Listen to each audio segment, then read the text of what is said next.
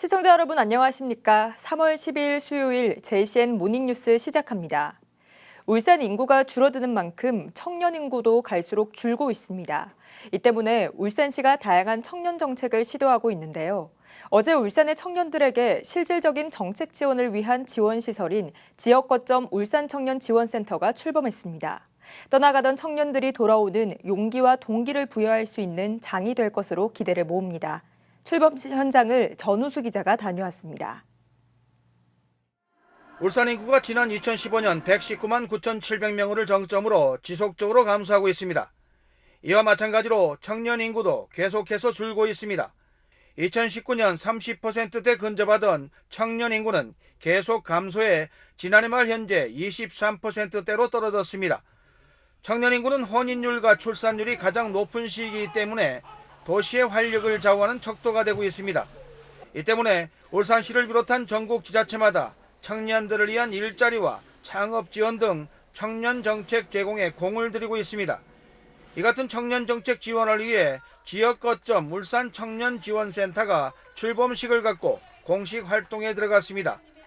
지역 거점 청년 지원센터는 국무조정실이 지난해부터 전국 17개 광역시도에 청년 정책에 대한 정보를 통합적으로 제공하기 위해 추진 중인 사업입니다. 청년 정책 서비스가 지역에 따라 차이가 크고 분산된 정보 제공으로 청년들이 어려움을 겪고 있다는 점에서 청년들에게 청년 정책에 쉽고 공평하게 접근할 수 있도록 하겠다는 게 취지입니다. 울산 청년지원센터의 주인은 바로 울산 청년들입니다.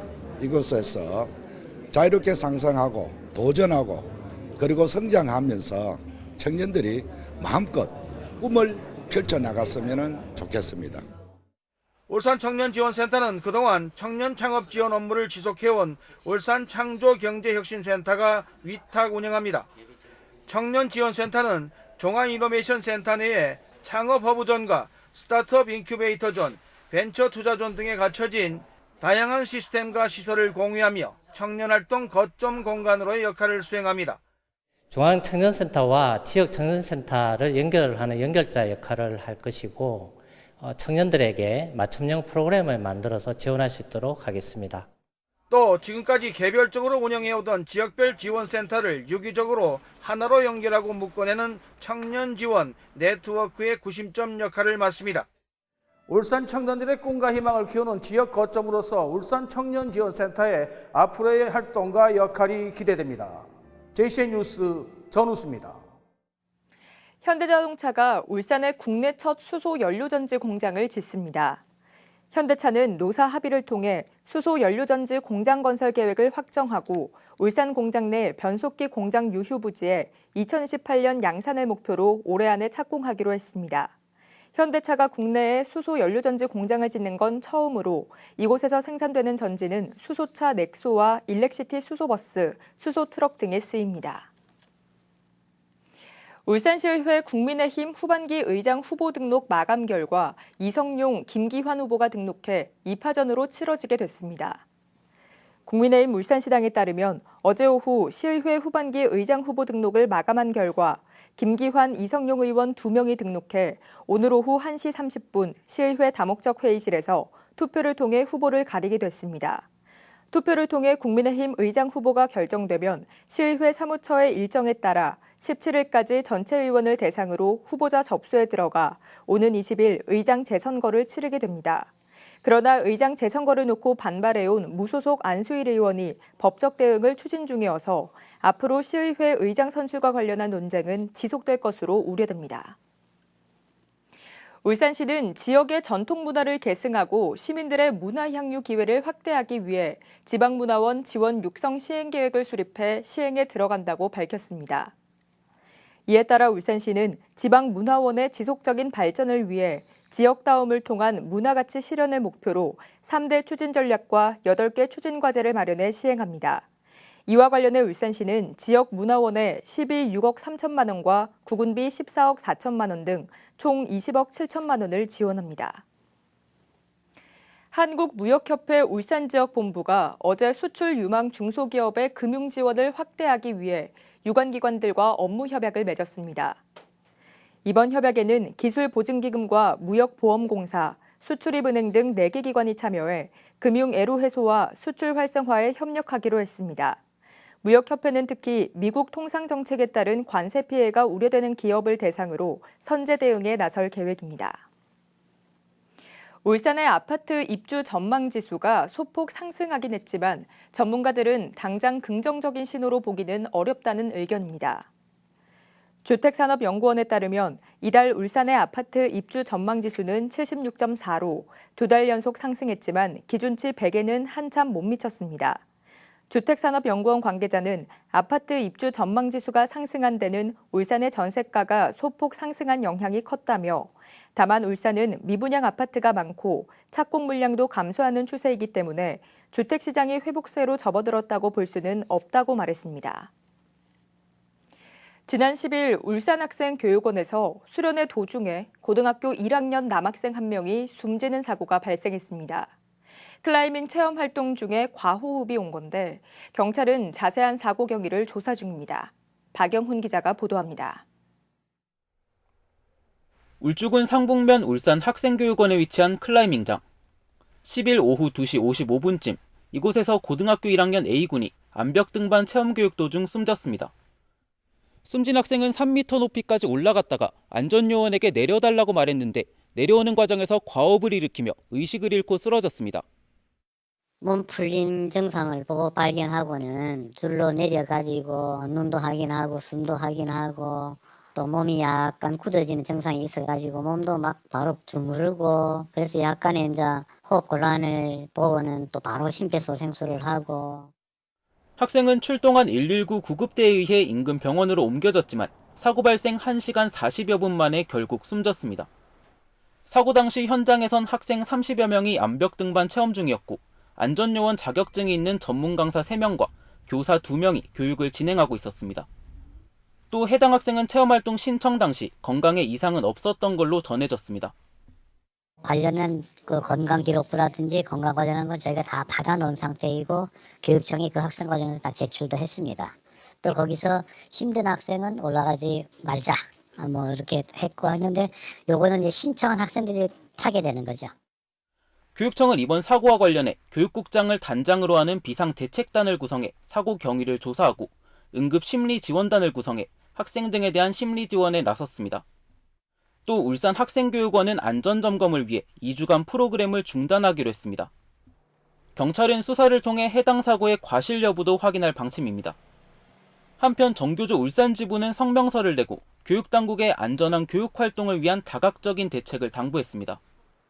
강원 현장체험학습 학생 사망사고 당시 인솔교사에 대한 유죄 판결 이후 울산에서도 현장체험학습 거부 목소리가 높아지고 있는 가운데 이번 사고로 현장체험학습이 더 위축되진 않을까 우려의 목소리도 나오고 있습니다. JCN 뉴스 박영훈입니다. 울산교원단체 총연합회가 지난 10일 울산학생교육원에서 발생한 학생 사망사고와 관련해 교육당국의 수련활동을 포함한 현장체험학습의 안전대책 마련을 촉구했습니다. 울산교총은 교원의 의사에 반하는 현장체험학습 추진을 금지하고 학생 안전관리는 별도의 지원 인력을 배치해 운영해야 한다며 안전관리 지원 인력의 배치 기준과 방법에 대한 관련 규칙과 조례를 보완해야 한다고 주장했습니다. 울산시 교육청이 경계선 지능 학생 등 학교 밖 전문 지원이 필요한 학습 지원 대상 학생을 위해 전문 지원 기관을 기존 31곳에서 올해 42곳으로 확대합니다. 시교육청은 어제 신규 전문 지원 기관 11곳과 학교 밖 전문 지원 체계 구축과 운영을 위한 업무 협약을 체결했습니다. 협약을 체결한 전문기관들은 경계선 지능 학생과 난독 학생 등 학생의 학습에 어려움을 겪는 학생들에게 전문적인 검사와 맞춤형 학습을 지원하게 됩니다. 울산시 교육청이 오는 7월 열리는 울산 미래교육 박람회 준비를 위해 지원단을 구성하고 본격적인 운영에 들어갔습니다. 시교육청은 어제 유초중등 교사와 수석교사 등 모두 26명으로 구성된 울산 미래교육 박람회 지원단을 출범하고 박람회의 정책 방향과 추진 계획 등에 대해 논의했습니다. 울산 미래교육 박람회는 미래교육 모형을 모색하고 공유하는 박람회로 올해 박람회는 오는 7월 18일부터 4일간 울산 전시 컨벤션 센터에서 열릴 예정입니다. 중구 지역 골목 상권을 알리고 홍보하는 중구 골목 상권 판촉 전문가단이 본격적인 활동에 들어갔습니다. 올해 중구 골목 상권 판촉 전문가단은 참신한 아이디어와 SNS 활용 역량을 갖춘 지역 청년 20명으로 구성됐으며 이들은 오는 11월까지 중구 지역 골목 상권의 숨은 맛집과 특색 있는 점포 등을 발굴해 SNS를 통해 소개할 예정입니다. 울산시가 고용노동부가 주관하는 지역산업 맞춤형 일자리 창출 지원 사업 공모에 선정돼 국비 27억 8천만 원을 확보했다고 밝혔습니다. 공모에 선정된 사업은 조선업 플러스 일자리 사업과 자동차 업종 상생협약 확산 지원 사업, 그리고 석유화학 업종 상생협약 확산 지원 사업 등 모두 3개 사업입니다. 울산시는 이들 사업에 공모로 확보한 국비에 12억 7,700만 원을 추가해 총 35억 5,700만 원을 투입합니다. 특히 이 사업으로 조선과 자동차, 석유화학 업종의 신규 또는 재직 근로자의 고용 유지와 근로환경 개선 지원 등을 중점적으로 추진하게 됩니다. 국가유산인 반구천의 암각화가 유네스코 세계유산으로 등재될지 여부를 결정하는 중요한 회의가 오는 7월 프랑스 파리에서 열립니다. 울산시는 반구천의 암각화의 세계유산 등재 추진과 함께 더 많은 관광객이 체험할 수 있도록 이 일대에 역사문화 탐방로와 휴게 공간 등을 조성하기로 했습니다. 안예림 기자의 보도입니다. 기역자 모양의 거대한 절벽, 그 위에 선사시대 고래잡이 모습이 생생하게 새겨져 있습니다. 청동기 시대와 신라시대에 이르기까지 새겨진 다양한 그림과 문자가 바위 곳곳에 뚜렷하게 남아 있습니다. 국보 방구대 암각화와 천전리 명문 암각화를 함께 아울러 방구천의 암각화라고 부릅니다. 산과 물, 바위가 만들어낸 천혜의 자연경관 속에 남겨진 암각예술은 많은 관광객들의 발길을 끌고 있습니다. 세계적으로 봤을 때 이 정도의 문화유산은 없다고 저는 봐요. 길이 나온다라고 하면 전 우리나라뿐만이 아니라 이걸 보기 위해서 관광객들이 찾아올 거라고 믿고 있거든요.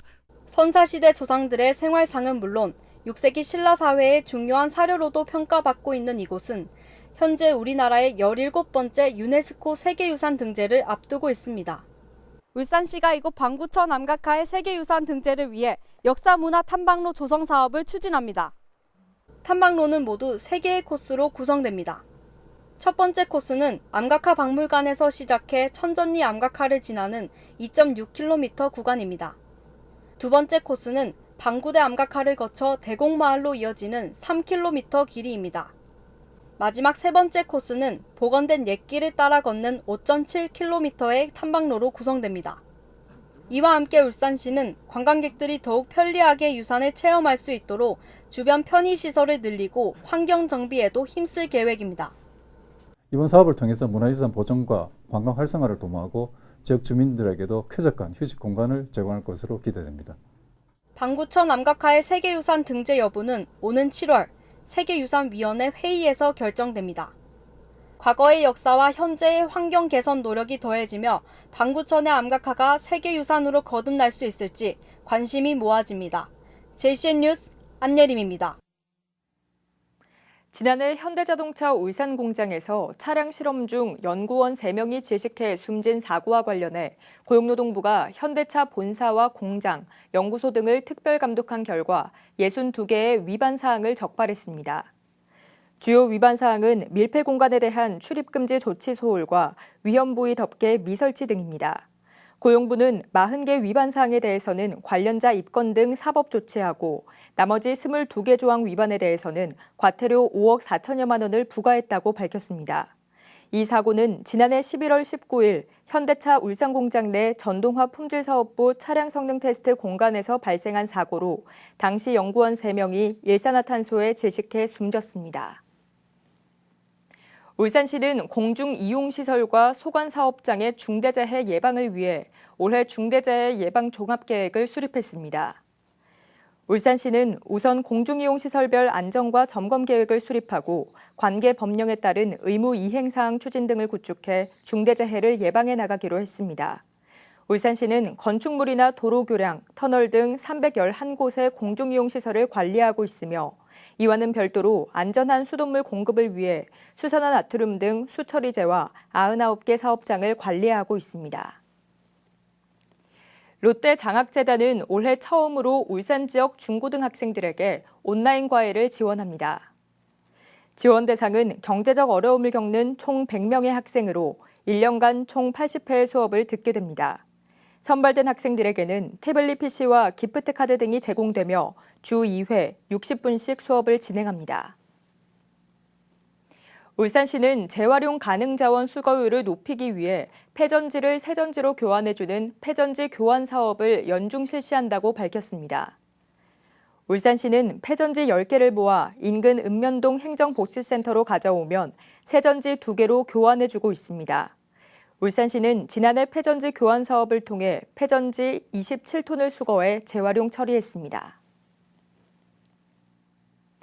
울산 생물다양성센터는 울산 지역의 생물다양성 조사를 위한 우리 동네 생물조사단을 모집합니다. 모집 대상은 시민과 중학생 이상의 학생이며 가족이 참여하는 경우 대표 1명만 가능하며 모두 20명을 선착순으로 선발해 12월까지 활동하게 됩니다. 울산 생물다양성 확보를 위해 함께할 시민들은 울산 생물다양성센터 누리집을 통해 오는 31일까지 신청하면 됩니다. JCN 모닝뉴스를 마칩니다. 함께해 주신 여러분 고맙습니다.